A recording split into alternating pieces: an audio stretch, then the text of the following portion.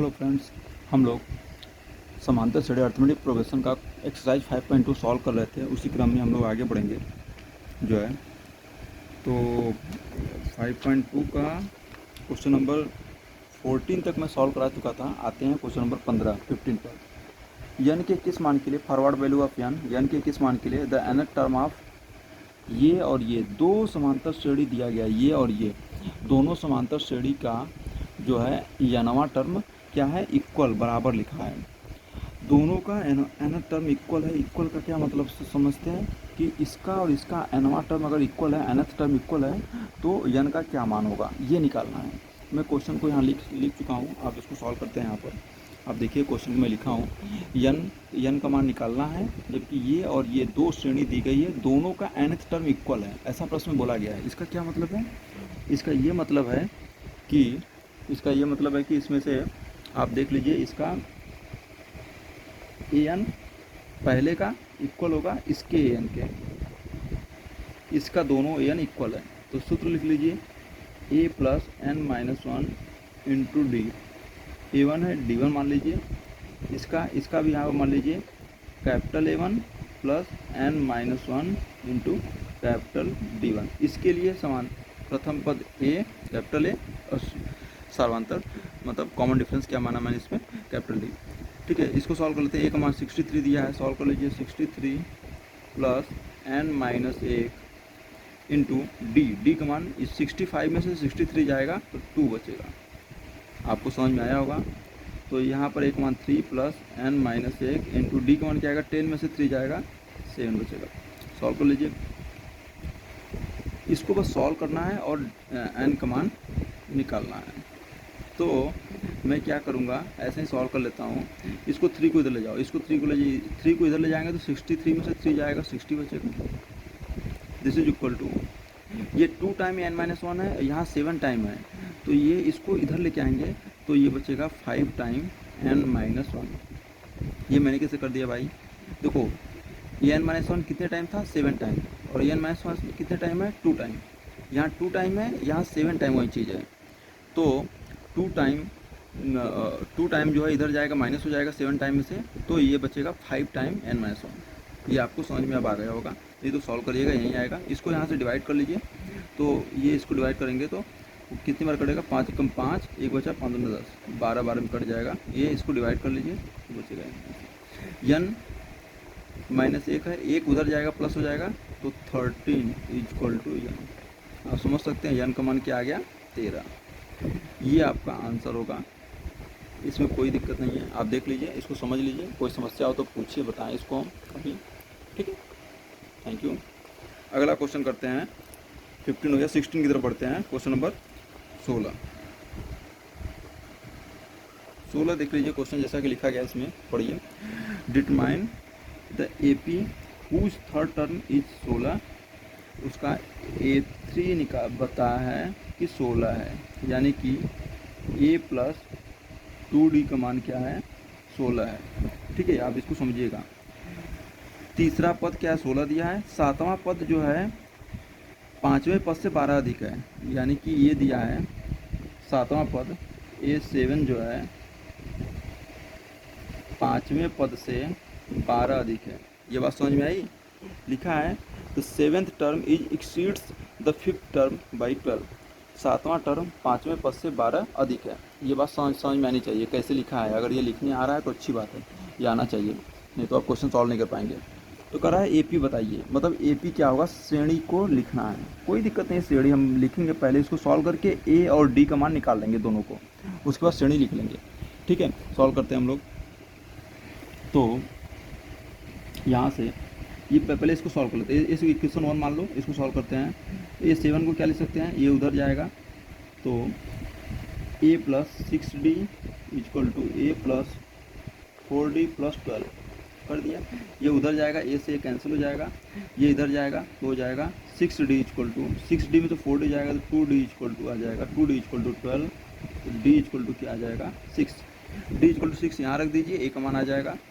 तो ये d equal to 6 उठाकर यहाँ रख लीजिए, तो a plus 2 multiplied by 6 equal to 16 A equal to आ जाएगा 6 दूनी 12, इधर जाएगा 16 में से 12 जाएगा 4 बचेगा।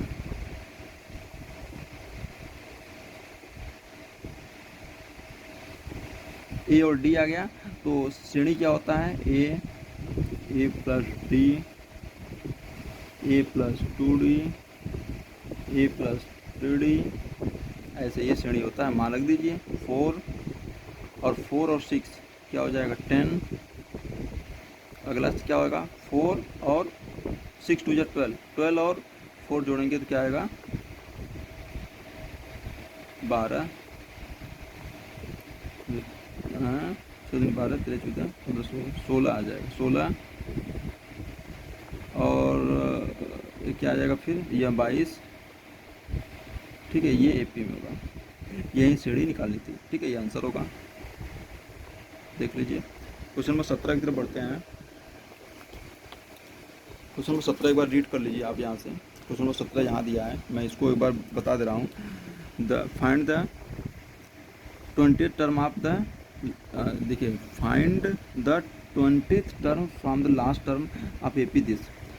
इसका 20वां पद बताना है, इस एपी का 20वां पद बताना है, लेकिन इस शुरू से नहीं, इस लास्ट से 20वां पद कौन है ये बताना है।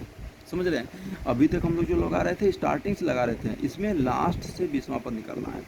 तो लास्ट से 20वां पद कौन आएगा वो आपको निकालना पड़ेगा। तो आप समझिएगा, इसको सॉल्व करते हैं एक बार।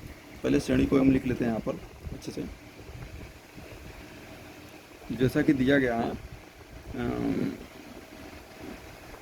3 है, 8 है, 13 है, dot dot dot dot dot dot, यहाँ क्या दिया है 253। अंत से 20वां पद ये निकालना है। ठीक है, मैं इसको इधर रख दे रहा हूँ। देखो, इसको सॉल्व करने के लिए आपको ये समझ में आना चाहिए कि इसमें कितने का डिफरेंस है। पहले एक देख लीजिए, 3 में से 5 का डिफरेंस है। ठीक है, इसका डी जो है 5 है। ठीक है, आप समझिएगा, इसका डी क्या है 5 है। तो हम इसको अंत से निकालने का तरीका देखो, स्टार्टिंग से नहीं निकालना है, अंत से 20वां पद, इधर से 20वां कौन आएगा। तो इसको निकालने के लिए थोड़ा सा आप समझिएगा, इसको मैं अगर उल्टा लिख दूँ तो ये प्रारंभ से 20वां पद हो जाएगा। इसको मैं इसको पहले लिखूंगा, इसको बाद में, तब देखो कैसे बनेगा। देखिएगा, इसको लिखिएगा 2 5 3 कामा, यहाँ कुछ आएगा, फिर यहाँ कुछ आएगा, लास्ट में क्या आएगा 13 कामा 8 कामा 3।